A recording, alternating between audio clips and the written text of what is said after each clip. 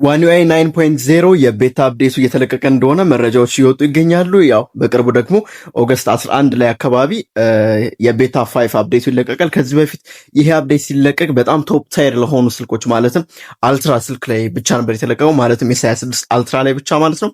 አሁን ግን ፈን ኤዲሽን ስልኮች ላይም ይለቀቃል ማለት ነው። ዳት ሚንስ ጋላክሲ S25 FE ይህንን የቤታ 5 አፕዴት ማለትም ደግሞ የቤታ 6ንም ጭምር አፕዴት ያገኛል ተብሎ ይጠበቃል። አንድሮይድ 17 ቤዝድ ኦን 109 አፕዴት ነው ማለት ነው። ስለዚህ FE ሞዴሎችም ከዚህ በኋላ አዳዲስ ሶፍትዌሮችን የመጀመሪያው ነው ከS26 ሲሪሶች ቀጥሎ FE S25 FE S25 አልትራ ሳይቀበለው S25 FE ይሄንን አንድሮይድ 17 109.0 ቤታ አፕዴቱን የሚቀበለው ማለት ነው። በቀጣይነትም ሌሎች የጋላክሲ FE ዲቫይሶችም ያገኛሉ። ምናልባትም ጋላክሲ S24 FE እና S23 FE ይህንን የቤታ ፕሮግራም የ109 ቤታ ፕሮግራም ይቀላቀላሉ ተብሎ ይጠበቃሉ ማለት ነው። ቀጣይ ደግሞ የትኞቹ ስልኮች ይህንን አፕዴት የቤታ አፕዴት እንደሚቀበል ከኤስ ሲሪስ እንዲሁም ደግሞ የመጨረሻ አፕዴት የትኛው ኤስ ሲሪስ እንደሆነ የምንመለከት ይሆናል ማለት ነው።